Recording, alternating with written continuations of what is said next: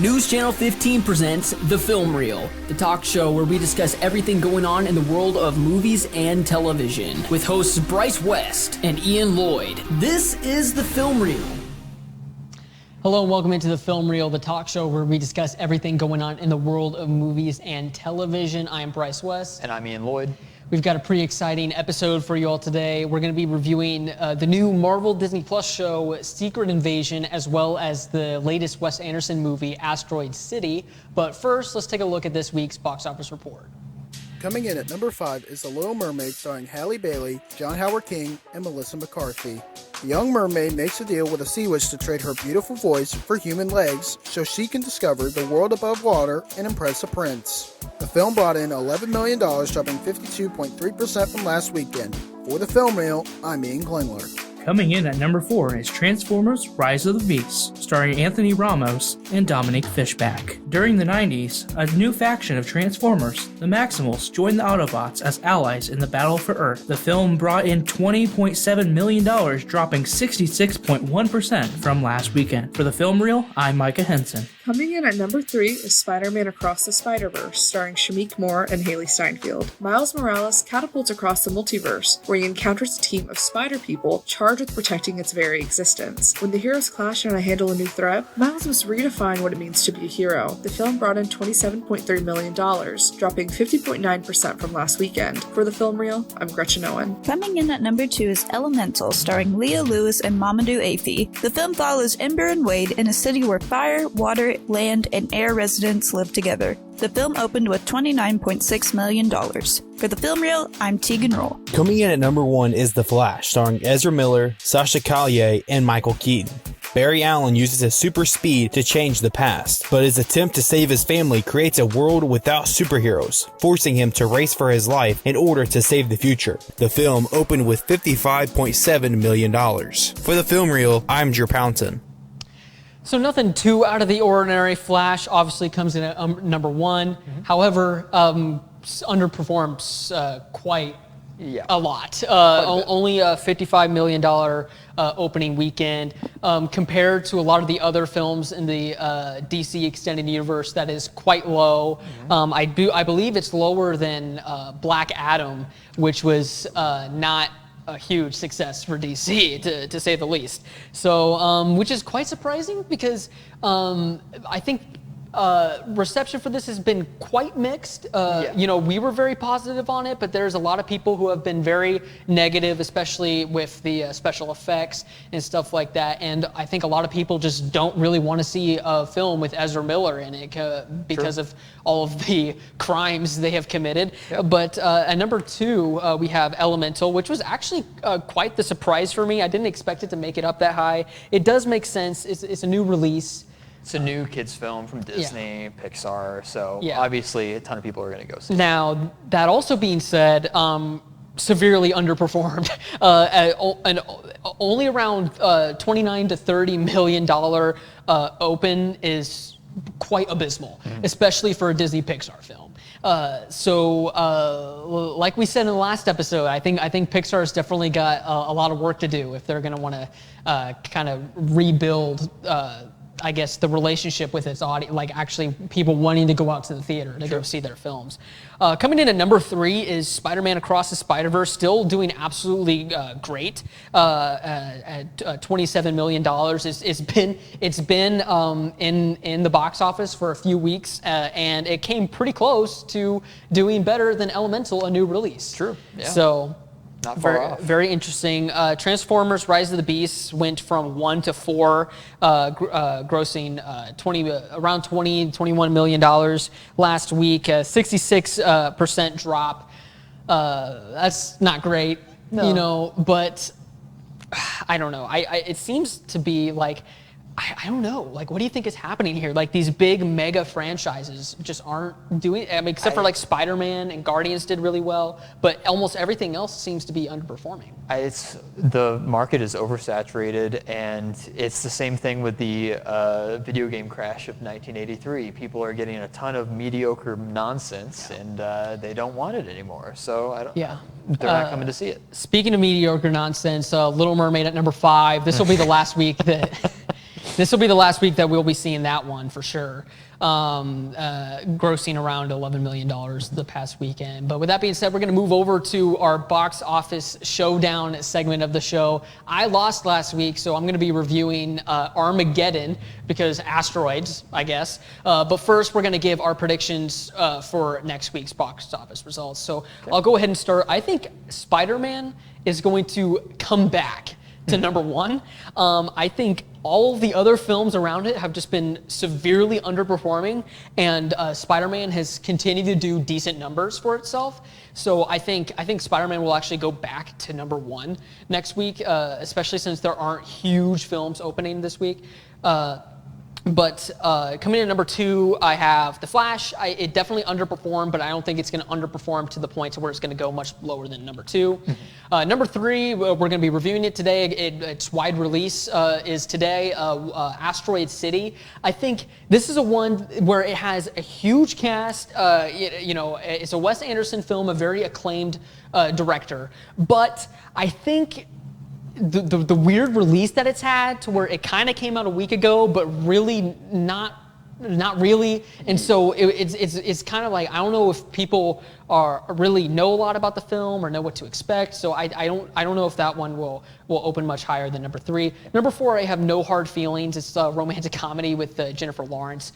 I think it's kind of interesting. Romantic comedies usually don't do horrible comparative to their budgets, which are usually fairly small. And I think this is the first time that Jennifer Lawrence has done a romantic comedy like this, so I think people might be interested in that.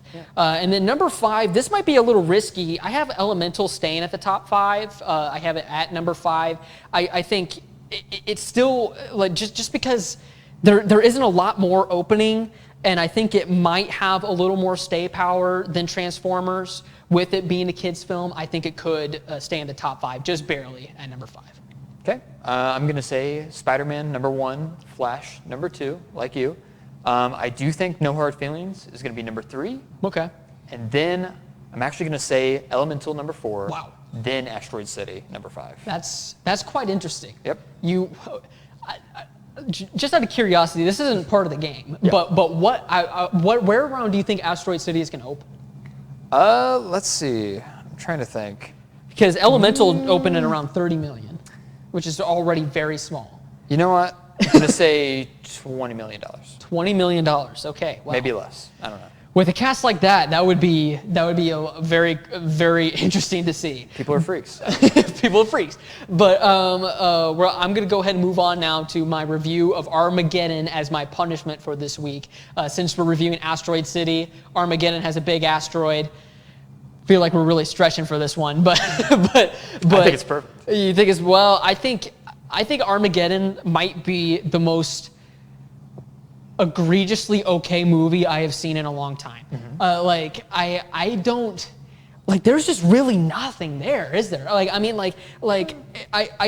odd part is, I almost like the movie before they went into space, which is the exciting stuff. Yeah, and, for sure. And then whenever they went into space, I was just like, I don't really care anymore. How did you like Michael Bay's direction? Michael Bay's direction, I mean, it's not good. I mean, it's Michael Bay. Look, Michael. I like some of his Transformers movies. Okay, I'm not a huge Michael Bay hater, but Michael Bay is no Spielberg. So I mean, he's known for making okay movies at best. So I thought Ben Affleck. It was interesting to see him as a younger actor, because I've seen him mostly in his more modern stuff as a 40-year-old, 40 to 50-year-old. So it was interesting to see him in a younger role. Bruce Willis plays Bruce Willis in this. I feel like Bruce Willis kind of plays the same character in every film. A little bit. So how did you feel about the Aerosmith song "Don't Want to Miss a Thing"? It was a needle drop. Well, it was made specifically. It was made specifically for this film. I mean, it's a fine song. Oh, I think it's great. But I mean, really, other than that, there's not really much to say, because there's really not anything there. I mean, asteroids coming to Earth. They send a bunch of drillers up into space to blow it up, and that's the whole film. So there's really nothing else there. There's no message. There's no real character development. I mean, a little bit with maybe Ben Affleck's character. He becomes less of a child, But other than that, there's really nothing there. So go watch it today. Go watch it today. I don't know. I definitely think that we are going to be reviewing a better Asteroid movie later on today. I think we'll be excited to tell people to go see. But with that being said, we're going to take a quick break, and after this, we're going to be reviewing Secret Invasion and Asteroid City. 811, if you're not familiar with that, it's a Julie program in the state of Illinois. It's actually nationwide. But that's a free service. The utilities take care of that. Customer wanting to dig or plant flowers or fence posts or something like that, call that service. Give us 2 business days. That's the law, 2 business days notice. We'll come out and we'll locate all the underground utilities in your area and make sure that you know where you're able to dig and you can dig safely, and we're protected and you're protected that way. For over a century, the First National Bank has been here, serving our local communities. We're proud to still be locally owned and managed, with friendly customer service from people that you know and trust. We're here to support our neighbors, investing in our communities. We're proud to provide the latest in digital banking technology, serving as your complete financial partner. Visit us online at fnba.bank or stop by one of our convenient locations in Allendale, Mount Carmel, Carmine, or West Salem today. The First National Bank, member FDIC, equal housing lender. College doesn't have to start at an expensive school far away. You can save money and be close to home at Wabash Valley College. Many careers only require a 2-year degree or certificate. Or get your general education classes out of the way and transfer to a 4-year school. Wabash Valley College has programs in high-demand careers such as physical therapy assistant, advanced manufacturing, marketing, business management, nursing, and radio television. To find out more about Wabash Valley College, go to iecc.edu/WVC. Welcome back into the film reel. To start things off here, we're going to be reviewing Marvel's Secret Invasion.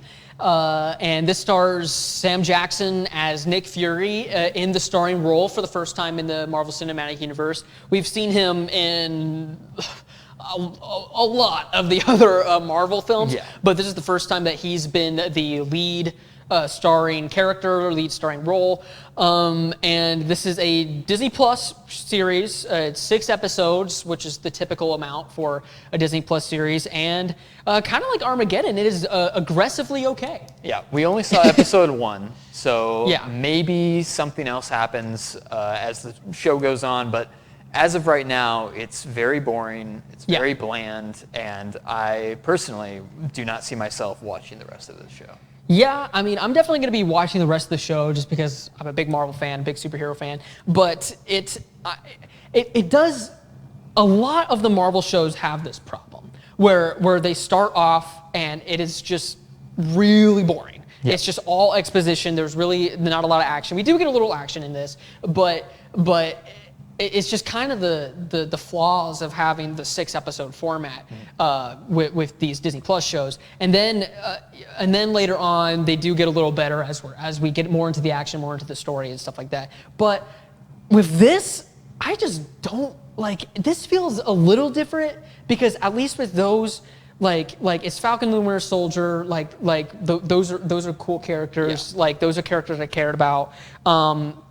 Hawkeye, established, we know what we were getting there. Mm-hmm. Moon Knight started off a little slow, but then we got a lot of cool superhero stuff. But with this Secret Invasion, Nick Fury is a cool character, but everything that makes Nick Fury cool really isn't in this. No, he has a new arc that's starting out where he's trying to find himself.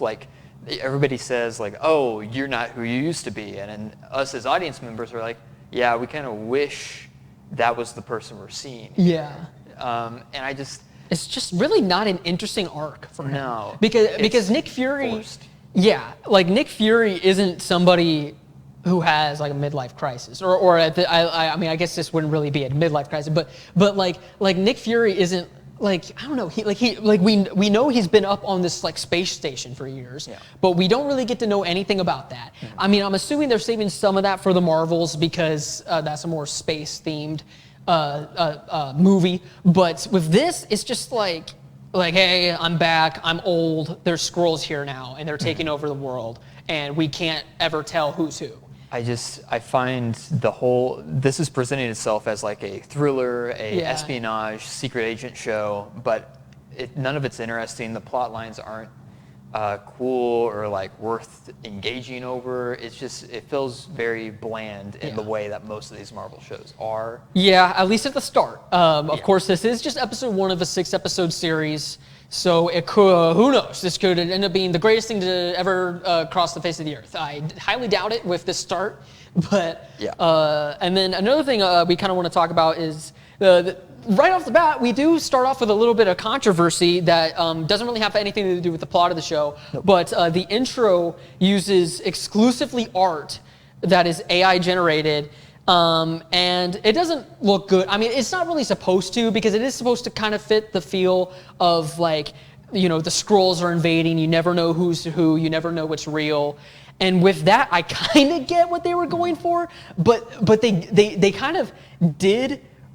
Like, it feels like they're really missing the message of their show. Yeah. Whenever they do this, because it's like, I mean, the whole controversy with AI is like it's taking real jobs away from real artists or writers. That's why we're having this. Well, there's a big reason why we're having this major writer strike right now. If you don't know, AI, for what people say AI is, what we see it as today in the modern context, is just an algorithm that people plug like keywords into, and then it takes just photos or like images it finds online and then makes some ugly image out of it. And a lot of times it's like it's ripping art off from like other artists, and it's just like looking up stuff online. So a lot of it could potentially be stealing and stuff like. Now there are artists credited for the intro. I should disclaim that at least, but I do think it is very odd for Marvel to take this route where there's all this hubbub about AI and it taking over, and it can even be used to completely replace people, through deepfake. So you don't even know if a recorded person could be real, and that's kind of what this show is talking about. But this intro doesn't really.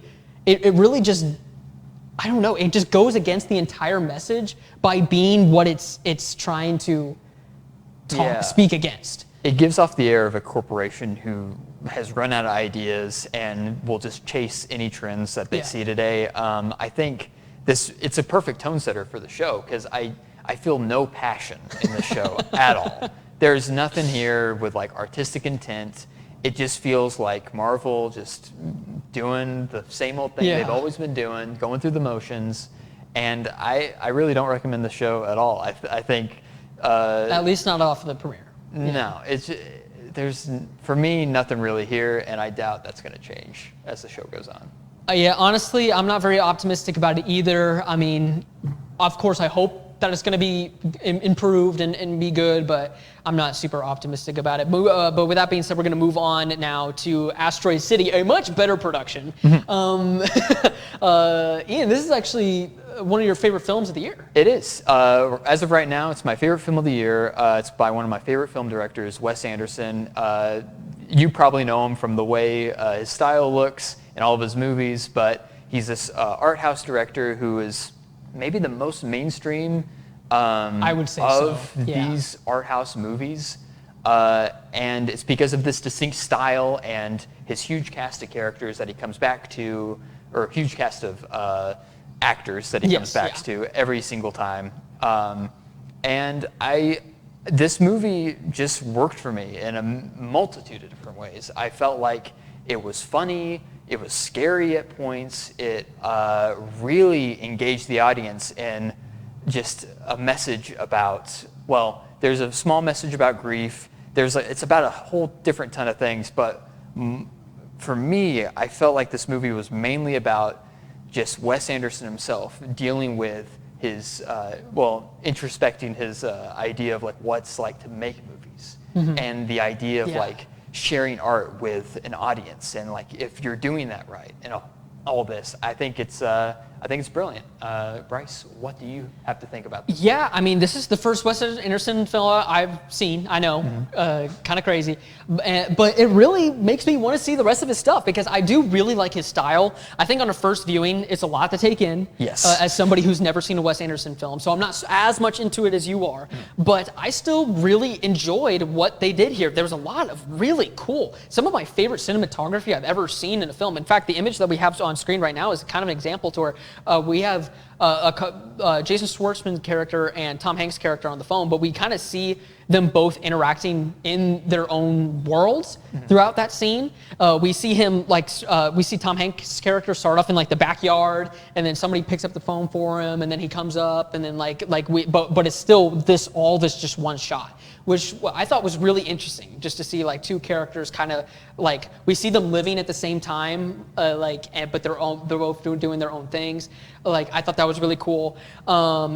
Just a lot of the messaging behind it, I thought was really neat. I think it's going to take me a few more watches to really sort of grasp everything because this film does require a lot of the viewer. Yes, I think it does. You definitely really have to open your mind quite a bit because this is kind of like a fever dream put to film, but in a really good way. And there's really kind of two stories going on at the same time in this film, which was kind of unexpected. I didn't really expect that from the trailers, but the way they pull that off,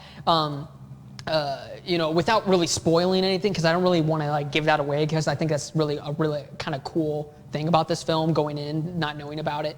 But I thought it was really neat. I'm looking forward to checking out more of his stuff. The cast is unbelievable. Probably one of the most ridiculous casts I've ever seen in the greatest way possible.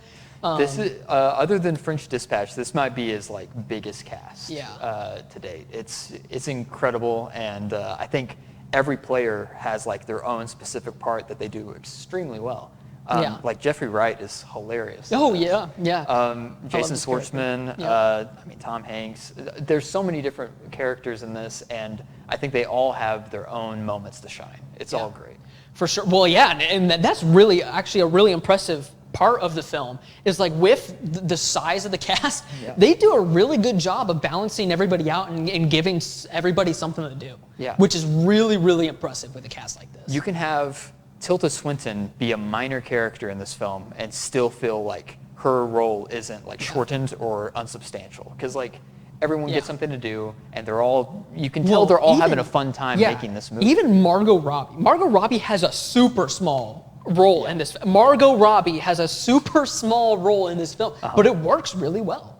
Margot Robbie's one of my favorite actresses, and I had no problem with her only being on screen for like 3 minutes. Yeah, you could say the same thing about Willem Dafoe. He's barely in this movie. Yeah, that's true. But he steals the show. Yeah. It's crazy how like Wes Anderson's movies feel like a big family making movies, because all these actors and actresses, they all love just making the movies with Wes Anderson, and over time he's just built up this big crew.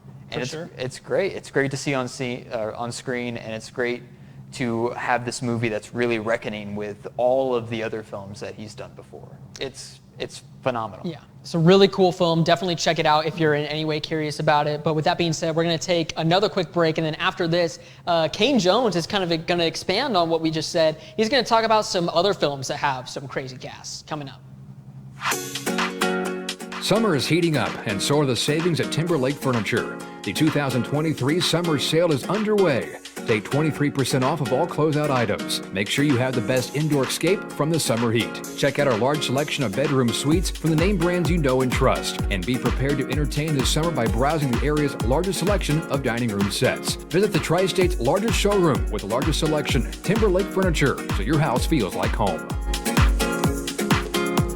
Before coming to Senior Enrichment Center, I was so depressed that I couldn't get out of bed. That all changed once I started seeing Danielle, the social worker, and Melanie, the nurse. They have been so kind, and they truly care about my health. They have helped me to be able to go out and have shown me the importance of how to deal with my problems in a more constructive way. I think anyone who is experiencing grief, depression, anxiety, or isolation can benefit from this program. The Senior Enrichment Center has changed my life. For over a century, the First National Bank has been here, serving our local communities. We're proud to still be locally owned and managed, with friendly customer service from people that you know and trust. We're here to support our neighbors, investing in our communities. We're proud to provide the latest in digital banking technology, serving as your complete financial partner. Visit us online at fnba.bank or stop by one of our convenient locations in Allendale, Mount Carmel, Carmine, or West Salem today. The First National Bank, member FDIC, equal housing lender.